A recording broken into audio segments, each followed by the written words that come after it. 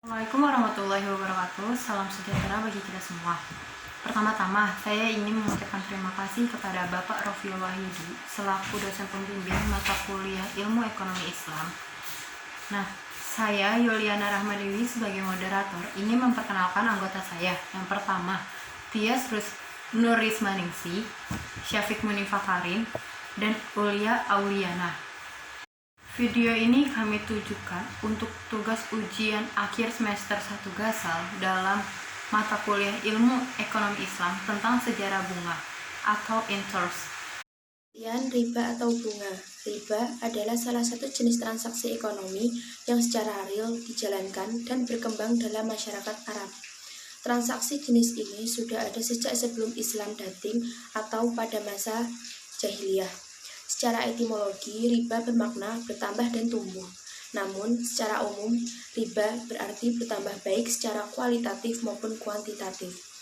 Sedangkan menurut terminologis, riba adalah melebihkan keuntungan dari salah satu pihak terhadap pihak lain dalam transaksi jual-beli atau pertukaran barang yang sejenis, dengan tanpa memberikan imbalan terhadap kelebihan tersebut. Setelah Islam datang, praktik riba dilarang dalam aktivitas ekonomi masyarakat. Kendati riba dalam Al-Quran dan hadis haram hukumnya. Tetapi karena tidak diberi batasan yang jelas, hal ini menumbuhkan beragamnya interpretasi terhadap riba. Persoalan semakin mencuat ketika riba yang diharamkan dalam Al-Quran itu diterapkan dalam bunga bank.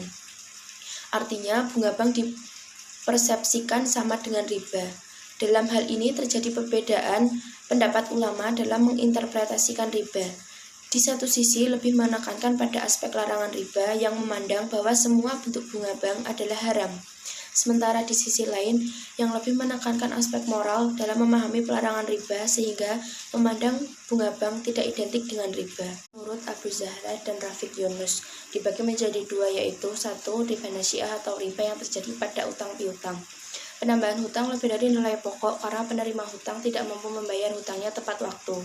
Misalnya di zaman jahiliyah, orang mau meminjami akan memberikan syarat pada peminjam. Syaratnya yaitu ia harus melunasi sesuai waktu yang dijanjikan atau menunda pembayaran namun memberikan tambahan. Yang kedua, riba fad. Riba fad terjadi apabila ada tindakan jual beli atau pertukaran barang ribawi yang sejenis, tapi berbeda takaran atau kadarnya. Riba. Dalam Al-Quran, pelarangan riba diturunkan secara 4 tahap. Yang pertama, menolak anggapan bahwa pinjaman riba yang pada zahirnya seolah-olah menolong mereka yang memerlukan sebagai perbuatan mendekatkan diri kepada Allah. Yang kedua, riba digambarkan sebagai sesuatu yang buruk. Ketiga, pelarangan riba dikaitkan pada suatu tambahan yang berlipat ganda. Dan keempat, tahap ini adalah tahap tegas Allah, di mana Allah mengharamkan apapun jenis tambahan yang diambil dari pinjaman. Teori bunga. 1. Teori bunga klasik atau Adam Smith. Teori ini memandang bahwa bunga sebagai kompensasi yang dibayarkan oleh pengutang terhadap pemilik utang sebagai jasa atau keturunan yang diperoleh dari uang pinjaman. Bunga sebagai balas jasa atau tabungan. Teori ini memandang bahwa ekonomi tanpa bunga tidak mungkin bisa berjalan. 2. Teori bunga abstinence. Harga yang dibayarkan sebagai tindakan menahan nafsu, maksudnya ialah menahan nafsu untuk tidak mengkonsumsi atau melakukan kegiatan produktivitas, sehingga jika seseorang meminjam uang, maka ia harus membayar uang sewanya. Definisi ini terlihat jelas bahwa interest dan usury yang kita kenal saat ini pada hakikatnya adalah sama. Keduanya berarti tambahan uang. Umumnya, dalam presentasi istilah usury muncul karena belum mapannya pasar keuangan pada zaman itu, sehingga pengusaha harus menetapkan suatu tingkat bunga yang dianggap wajar. Dalam sistem ekonomi kapitalis, bunga merupakan unsur yang sangat penting, bahwa dapat dikatakan daerah perekonomian sistem kapitalis adalah bunga. Untuk memperjelas fungsi dan kedudukan bunga bank dalam aktivitas ekonomi dan menguatkan alasan mengapa Islam mengharamkan bunga, maka terlebih dahulu dikaji beberapa pandangan mengenai teori bunga. Secara umum, perkembangan teori bunga dapat dikelompokkan menjadi dua, yaitu teori bunga murni atau pure theory of interest dan teori bunga monster atau monetary theory of interest. Dalam khazanah ekonomi klasik, tokoh yang terkenal adalah Adam Smith dan Ricardo. Penganut teori bunga klasik memandang bahwa bunga sebagai kompensasi yang dibayarkan oleh pengutang kepada pemilik uang sebagai jasa atas keuntungan yang diperoleh dari uang pinjaman. Oleh karena itu, bunga sebagai harapan jelas atas tabungan. Sementara itu, teori bunga abstinence yang dipelopori oleh senior berpandangan bahwa bunga adalah harga yang dibayarkan sebagai tindakan menahan nafsu. Menurutnya, tindakan menahan nafsu ini merupakan tindakan untuk tidak mengonsumsi atau melakukan kegiatan produksi, sehingga jika seseorang meminjam uang kepada orang lain, ia harus membayar sewa atas uang yang dipinjamnya.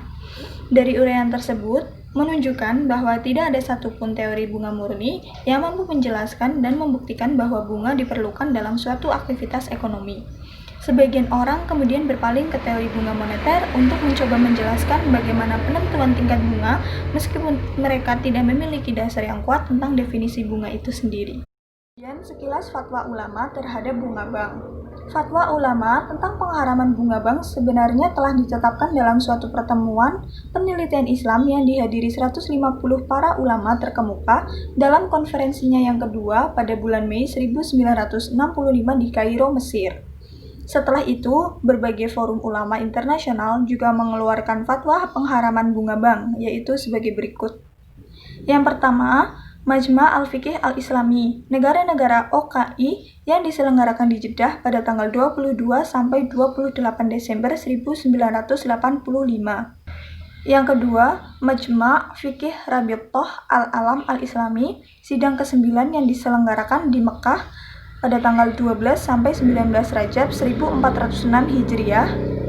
Kemudian yang ketiga, keputusan Dar al-Itfa, Kerajaan Saudi Arabia pada tahun 1979. Dan yang keempat, keputusan Supreme Syariah Court, Pakistan 22 Desember 1999. Dan dualisme pendapat ulama seputar bunga bank. Terdapat dua pandangan kelompok ulama yang mencermati status bunga bank. Yang pertama yaitu neo-revivalisme, merupakan suatu gerakan yang ingin mengangkat relevansi ajaran Islam dalam kehidupan bermasyarakat saat ini. Saat berusaha menunjukkan kekuatan Islam di mata dunia barat, neo-revivalisme dianggap sebagai gerakan yang bertendensi tekstual karena cenderung melihat persoalan riba atau bunga bank dari sisi harfiahnya saja, tanpa melihat apa yang dipraktikkan dalam periode pra-Islam. Gerakan ini muncul pada paruh pertama abad ke-20. Kemudian yang kedua, yaitu kelompok modernis. Kelompok ini menekankan pentingnya melakukan penyegaran pemikiran Islam dengan cara membangkitkan kembali gelombang ijtihad yang digunakan sebagai sarana untuk memperoleh ide-ide yang relevan dari Al-Quran dan Sunnah, serta berusaha memformulasikan kebutuhan hukum. Di kursus bunga bank di Indonesia, wacana bunga bank di Indonesia seperti halnya kelompok neo-revivalisme dan kelompok modernis terbagi dalam dua kelompok, yaitu mazhab tekstual dan mazhab kontekstual. Mazhab tekstual sendiri itu mazhab yang cenderung mengharamkan bunga bank dan memiliki kemiripan dalam menetapkan alasan atau ilat tentang keharaman bunga bank dengan kelompok neo-revivalis. Kelompok kedua adalah kelompok kontekstual, yaitu kelompok yang berpendapat bahwa ilat hukum yang disajikan patokan tentang keharaman atau tambahan yang diterima dari pinjaman adalah zulm atau kezaliman. Di antaranya tokohnya adalah Al-Hasan, M. Quraish Shihab, dan Umar Shihab. Dia mencoba memberikan 4 alasan mengapa bunga bank itu diharamkan. Yang pertama yaitu jumlah bunga yang dipungut dan diberikan oleh bank kepada nasabah jauh lebih kecil dibandingkan dengan riba yang diperlakukan pada zaman jahiliyah. Yang kedua yaitu pemungutan bunga bank tidak akan membuat bank itu sendiri atau nasabah yang memperoleh keuntungan besar, atau sebaliknya tidak akan merasa dirugikan dengan pemberian bunga. Yang ketiga yaitu tujuan pengambilan kredit dan debitur pada zaman jahiliyah adalah untuk konsumsi sementara yang sekarang dengan tujuan produktif.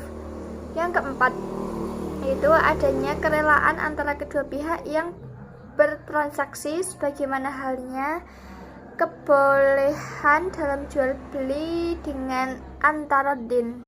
Implikasi interpretasi riba terhadap perbankan syariah. Yuhri dengan menyatakan bahwa tujuan utama dari pendirian lembaga keuangan syariah ini adalah tidak lain sebagai upaya kaum muslimin untuk mendasari segenap aspek kehidupan ekonominya berdasarkan Al-Quran dan Sunnah.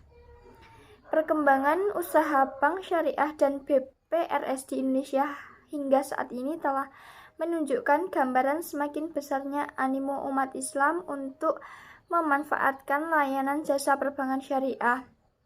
Namun, bila dibandingkan dengan bank konvensional, perkembangan bank syariah hingga saat ini masih kurang menunjukkan pertumbuhan yang menggembirakan. Meskipun MUI telah mengeluarkan fatwa haramnya bunga bank pada tanggal 16 Desember 2003 yang lalu. Namun ternyata menimbulkan respon yang beragam di kalangan masyarakat, baik yang pro dan kontra. Oleh karena itu, wajar jika seseorang memasukkan faktor upaya neorevivalisme dan memahami hukum bunga bank sebagai riba dan penerimaan interpretasi tradisional tentang riba sebagai faktor penting bagi tumbuh kembangnya bank Islam. Demikian presentasi dari kelompok kami tentang sejarah bunga atau interest. Terima kasih. Wassalamualaikum warahmatullahi wabarakatuh.